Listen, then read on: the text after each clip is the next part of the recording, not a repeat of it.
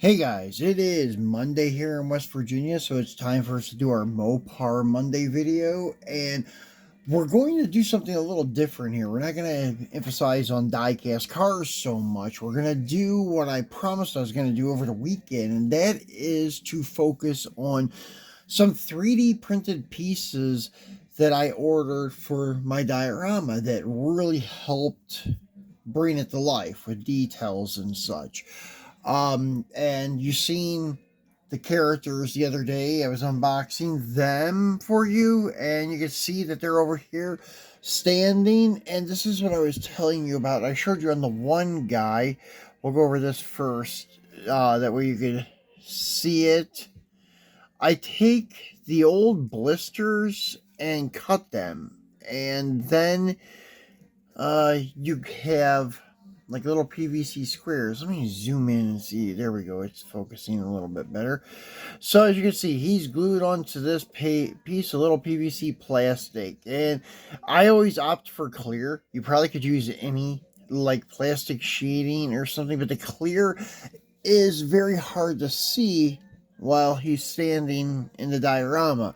I even did that with the guy on the bicycle. As you can see, the bottom of the bicycle has some of that plastic PVC stuff on it, and it is a little shiny, but I don't know, it's the best thing I can come up with to keep them standing, unless you actually have a, I guess I'd call like static type of diorama where you're never ever going to move or change anything. You could actually glue the figures or bikes in place, but I won't do that because I like changing mine around every now and then.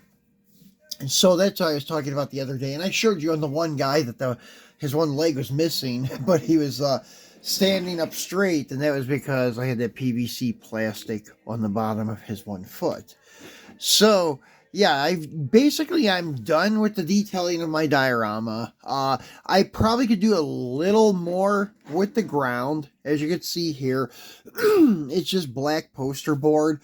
But a lot of car dealerships that I've been to and worked at had black top finishes on the lot itself, and usually it stayed pretty clean. And definitely when they do like a re-asphalt on it to lay down more blacktop, it does look just like this, like a semi-gloss, semi-shiny type of black appearance. So that's why I went with that.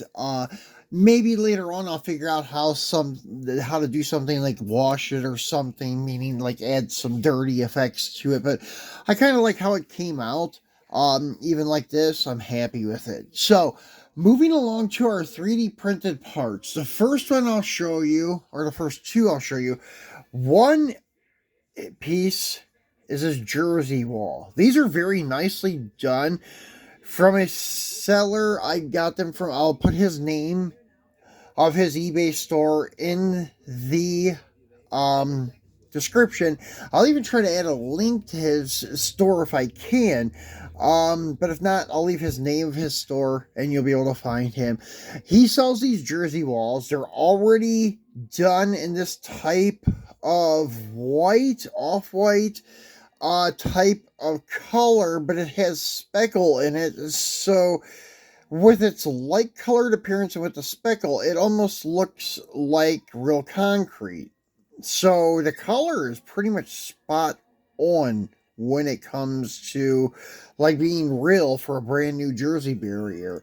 Maybe a tad bit light, but for me, I think it's great. It works out perfect. As you can see, I lined my whole back wall with the jersey barriers. I was going to do it in front of the cars, but that kind of took away from the cars too much. And if you guys had seen any pictures or videos beforehand, I had these S and A, L, E letters under each hood of the TA Challengers, but I took them down because, I don't know, it kind of took away from the cars itself too.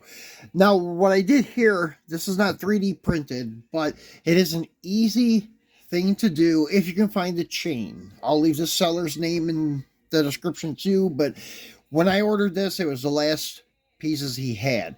You get 3 pieces for, I think it's $7.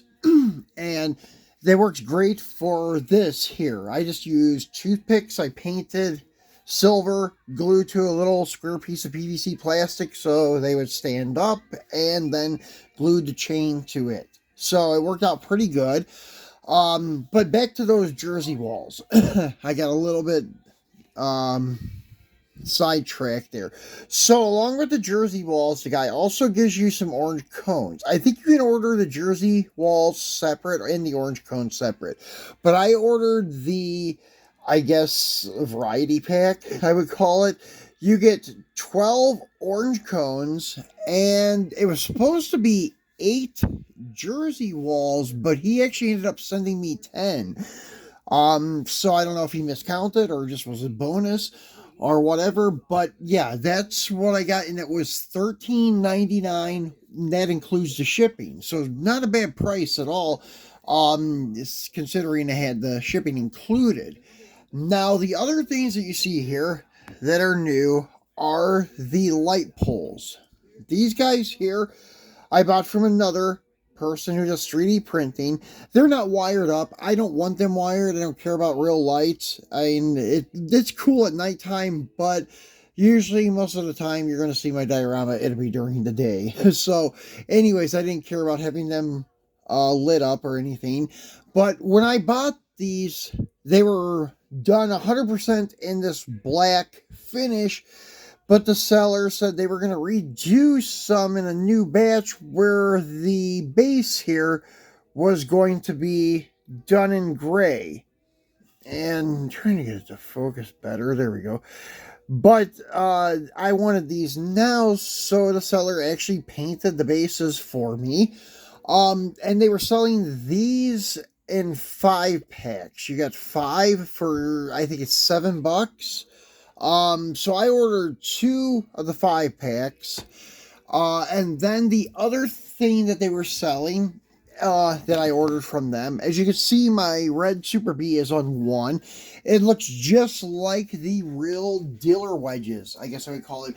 I call them just dealer display ramps, but on eBay, they're calling them just dealer wedges, display wedges.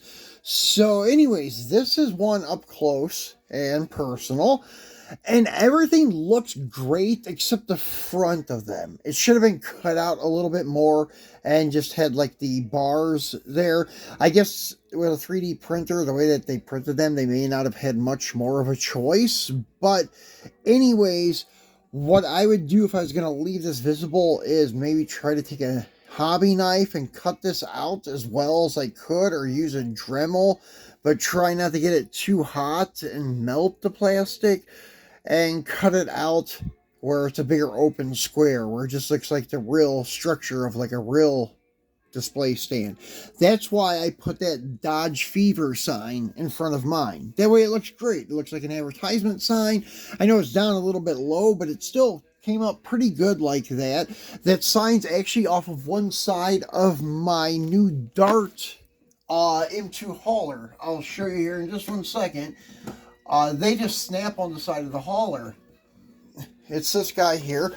We did a video on him not too long ago, and as you can see, it says Dodge Fever. Well, I took the opposing side because you can't see it when it's in the box. So whenever I take it out and have it on display, if I ever do that, I'll put the sign back on, of course. But for right now, I can use it in my diorama. And then, sorry about, you can see all the stuff in the drawer of this cabinet. It's just where I have the phone stand so I can kind of look at everything. But yeah, I'm happy with the way everything came out with the American Diorama figures, the 3D printed jersey walls, the parking light post, the orange cones. Everything looks great, and I used the parts or the tool set. I'll take this up a notch here and then show you. As you can see down there, I did get the Mr.Norm's tool set we unboxed the other day for free at Friday, and we put it in the diorama. Everything's there. I even took one of the engines from an M2 model kit, one of my Dodge truck model kits, and cut it up, like cut the valve covers off, cut the intake, and then remove the air cleaner. The air cleaner is actually a separate piece. So now it looks like he's working on the car, and you have your valve covers, intake. Sorry, I'm so shaky here, guys. Valve covers, intake, and air cleaner. So it looks really cool, really realistic in my opinion. So that is it on our dealership upgrades. And as I said, I'll leave the sellers' names in the description with the light posts and the wedges, and then the other one with the jersey balls and the cones, and the guy with the chain. The chain may be something you can find at Hobby Lobby or something. I'm not sure, but I don't have any like craft stores or Hobby Lobbies around me. The one Hobby Lobby that I would go to occasionally is like 70 miles away, so I don't go there very often. It was just better to order the chain offline or online, I'm sorry. And anyways, you get three 12-inch pieces of that chain, and you get well, I don't know if he included these or it was a mistake, but he sent wheel spacers for 1/64th wheel and tire swaps. I don't need them, but anyways, it was a nice gesture. But anyways, this is it, guys, and we'll be back again tomorrow to actually unbox some Diecast. I'm going to do a Truckin' Tuesday with a couple of green light Mopar Ram Chargers. So be sure to tune back in for that, and I appreciate you watching, and enjoy your week.